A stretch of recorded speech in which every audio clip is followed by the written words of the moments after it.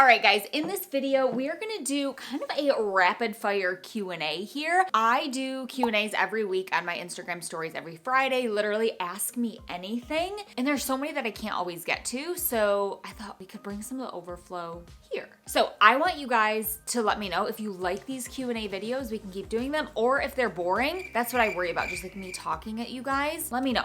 Put a comment below. I want to hear your feedback and if there's specific types of Q&A that you would like to do, because I took your questions that you guys have asked me and I put them into different categories. So I put them into intuitive eating, food related, and then personal. Okay, so we're gonna get to some of the nitty gritty, just stuff honestly, hair care, skin care, my workout routine, how I handle stress. We're gonna get to that at the end. So if you want more of that personal side of things as well, be sure to stick around to the end to see that. If you are new here, you guys, hello, my name is Colleen. I am a non-diet registered dietitian and I help you learn to live a life with no food rules through intuitive eating. That's what we teach and preach on this channel. That's why that first category is intuitive eating. So I'm gonna give you guys a little bit of guidance today, so hopefully you can learn to stop dieting too. So if you are not subscribed and that sounds like it's up your alley, be sure to hit subscribe, hit like on this video, hit the little bell to be notified every time a new video is uploaded. You've just found your new favorite YouTube channel. That's amazing. Okay guys, let's go ahead and get into this. And remember, I really want your feedback on this video. I want to know, okay? So intuitive eating. So the first question, I don't restrict, but when I don't have dessert, when I'm not even hungry, I feel deprived of it. I don't know why. So I have some thoughts. Avi. So this is something that I hear a lot, and we talk about this a lot in the society where I do all of my coaching, teaching you how to live with no food rules step by step. This is something that comes up a lot. And one important thing to note is that even diety thoughts or the diet mentality itself, even if you're not on a diet, it can cause that magnetic pull towards food, right? Essentially, in a nutshell, why we want to give up our food rules is because if we say we can't have something, if we say we can't do something, if we say we shouldn't do something, you're gonna want that even more. It's literally like telling a kid, hey, don't press that big red button. They're just gonna wanna press the big red button, right? So my question for you is, do you have any of the mental restriction, okay? Are you waiting for, even though you're allowing yourself to have permission to enjoy these foods now, are you waiting for the other shoe to drop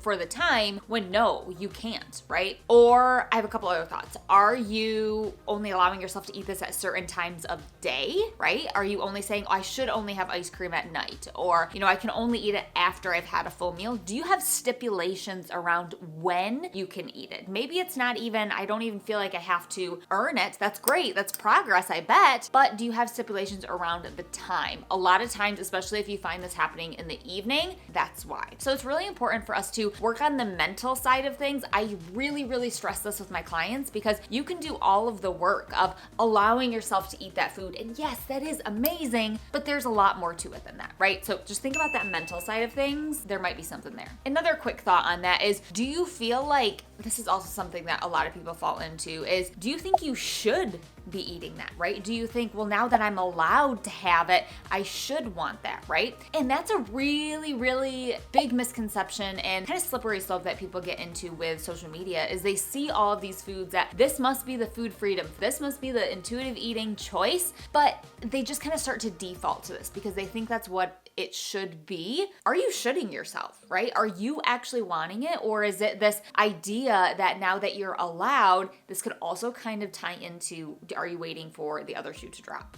Something to think about. Okay, next question.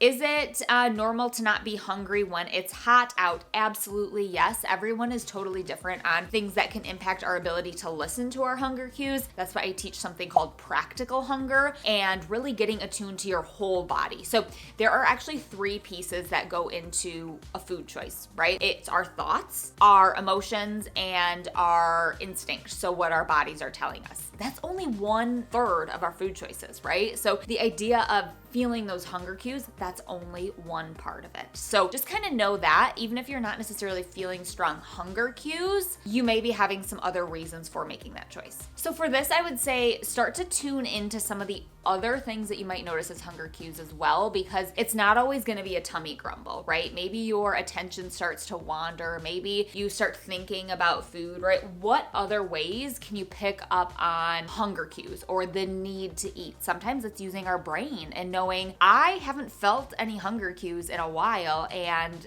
my body could probably use some energy, right? Practical hunger, guys. This question is so personal to me. What was the first food rule that you broke?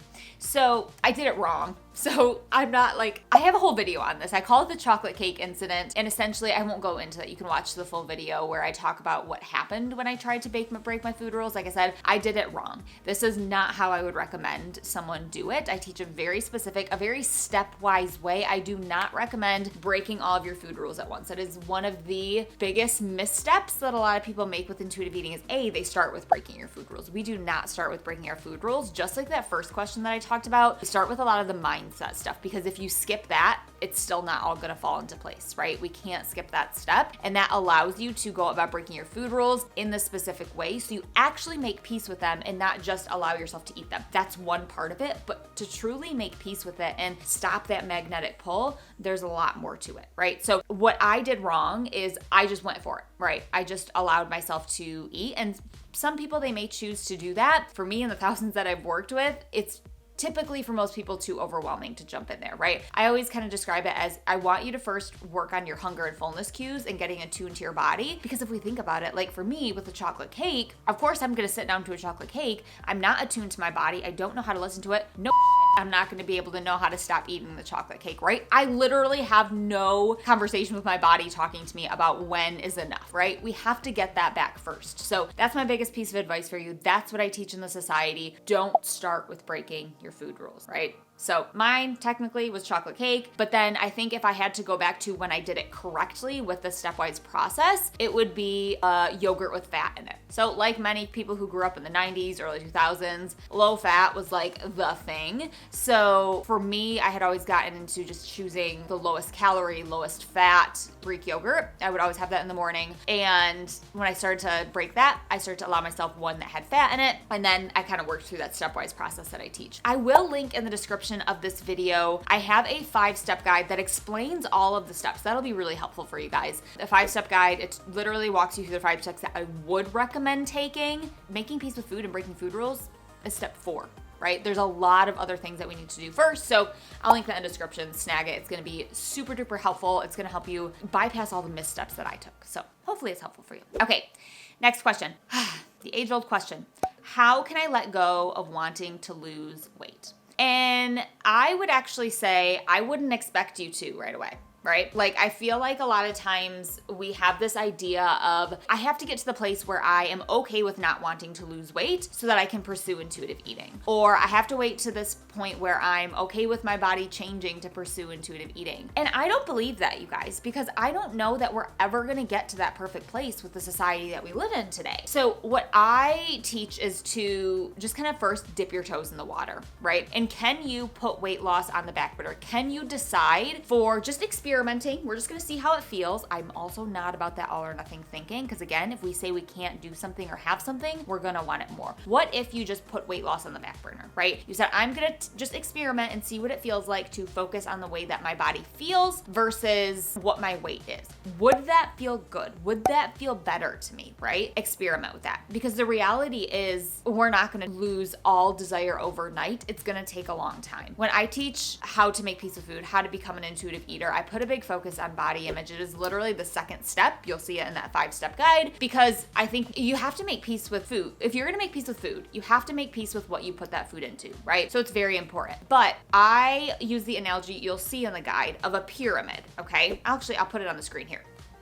Here you go, the pyramid. I use that kind of visual of it. Body image is one of the first things that you learn because it is the foundation of your journey. And that doesn't mean that it stops. We have to keep working on that body image stuff to keep being able to build on top of it. Okay, I feel like a lot of people also think that it's just a one and done thing, but it's continual work. right? So try thinking about it that way.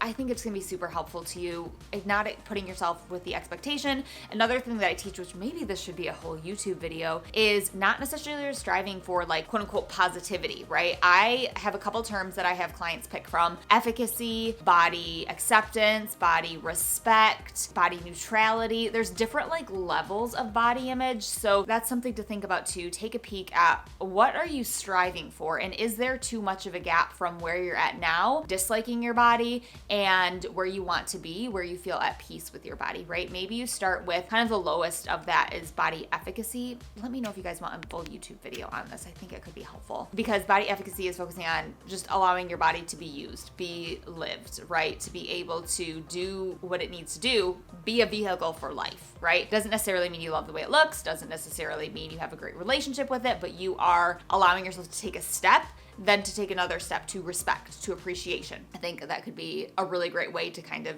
reassess this and think about this, because like I said, it's not going to go away overnight. 2 more questions in the intuitive eating category. Hair and nails during disordered eating. Oh my gosh. So this isn't really a question, but it comes up a lot.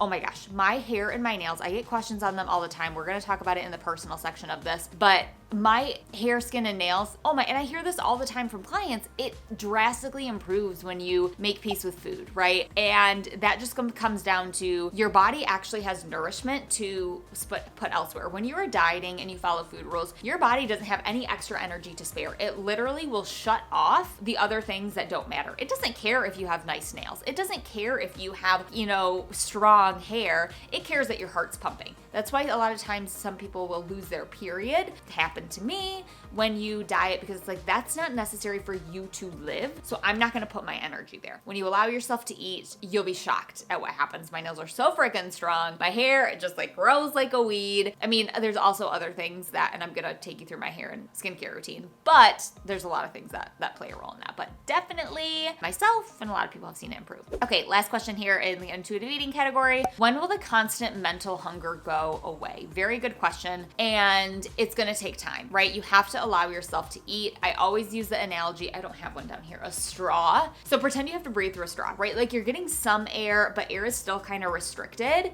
If you only have to breathe through that straw, eventually you're going to be like, I need more air than what I'm getting. When you take that straw away, you're probably going to take some big deep breaths, right? Because you need to kind of play a little catch up for the air that you were missing. But as you keep breathing, your body's like, okay, cool. So I don't need to take these big deep breaths anymore because I'm getting the air that I need. Same thing happens with food, right? We are going to be hungrier. You're going to have that kind of mental, like it might not even be a physical hunger cue. That's why I really, really focus on getting your hunger cues back. That's one of the first things we do. But if you allow yourself to eat it, those strong hunger cues, because thinking about food is a hunger cue. Okay. So we have to be able to honor that. It does go away. The length of time is going to be different for everyone, and how you go about it, to be honest. If you focus on breaking your food rules first, it's going to take a lot longer. That's why, like I said, I teach a very specific way of going about these steps, because that doesn't need to be elongated, right? We want to, it's annoying, right? You do get through it and it can take a different amount of time, but it does go away. Okay, so I have 2 more sections. Food related questions. So these are kind of like my preferences. So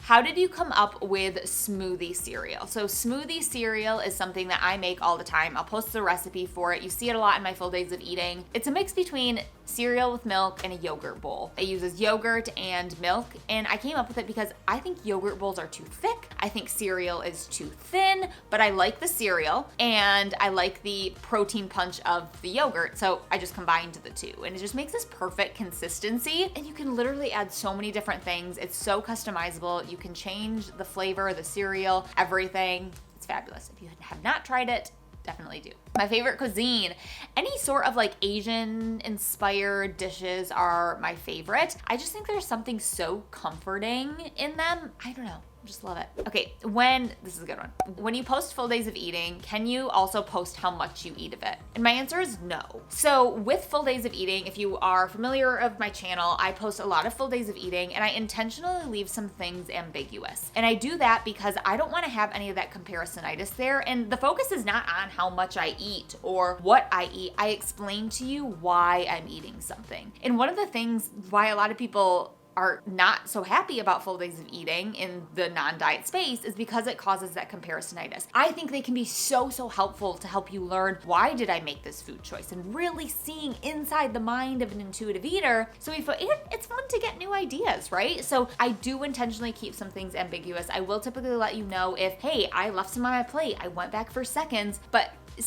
I don't think that seeing that is going to serve anyone, right? I think it's just going to cause some of that comparisonitis because we're all going to be different, and it varies for me on the day. It's going to vary for you on the day, and we all have different needs. Sweet or savory? Sweet, easy one, like 180%. Any day I will always pretty much pick sweet over savory. Favorite waffle topping? Okay, so I posted this in a recent video where I did a breakfast of an intuitive eater. Again, I walked you through exactly my thought process, and with this, I always like to take frozen berries, put them in a bowl, put some maple syrup in there with it, and put them in the microwave, and that's what I use as my waffle topping. It's like just berry maple syrup. It's so good, you guys. You have to try it. Okay, now we have 4 personal questions left. What is my skincare routine? I'm actually gonna do skin and hair care because I get questions about that a lot. So my skincare routine, it actually just changed. So in the morning, I will wash my face, and then I will put vitamin C on, and then I will put a moisturizer. Then I do my makeup. I love It Cosmetics foundation. It's the best one. It also has sunscreen in it, so I love that. And then on top of that, because sometimes it does wipe off of my face, then I use Urban Decay Ultra Matte Setting Spray. Works like a charm, you guys. So that's kind of my morning skincare. In the evening, I will just wash my face with a very gentle cleanser, and then I just got prescribed retinoids, I don't know. One of the two, whatever people use. I'm not a skincare guru, you guys, but I do struggle with acne, so that's been really helpful. So I use that, and then I will put some moisturizer on over that. I don't necessarily use the retinol every day. Retinoid, don't come after me. I'm not sure which one it is because it can be kind of irritating to your skin. So that's what I use. But I will also say, before I started using that and got the prescription, I was using a toner this is the only toner that worked for me, or astringent, I'm not sure technically what it's called, but it's the only thing that worked for me to clear my acne, but I haven't used it because it's kind of too harsh on my skin to use with the prescription cream. And I just went to a dermatologist to just do a general checkup, and they prescribed it to me, and it's been working well. Okay, my hair care routine quickly is I will use Olaplex. Oh my gosh, you guys, I cannot say enough positive things about Olaplex. I use 3, 4, 5, 6. Okay, so I use the hair mask, I will use the shampoo, conditioner, and then I think it's called like the perfecting serum. I wash my hair once a week. I have pretty dry hair, and then I will blow it out using a Revlon One Step. It is the best. Like, I'm obsessed with my hair care routine. So that's pretty much it. What workouts do you do? I do really 3 workouts. I'll run, I will take a body pump class of just strength training, absolutely love.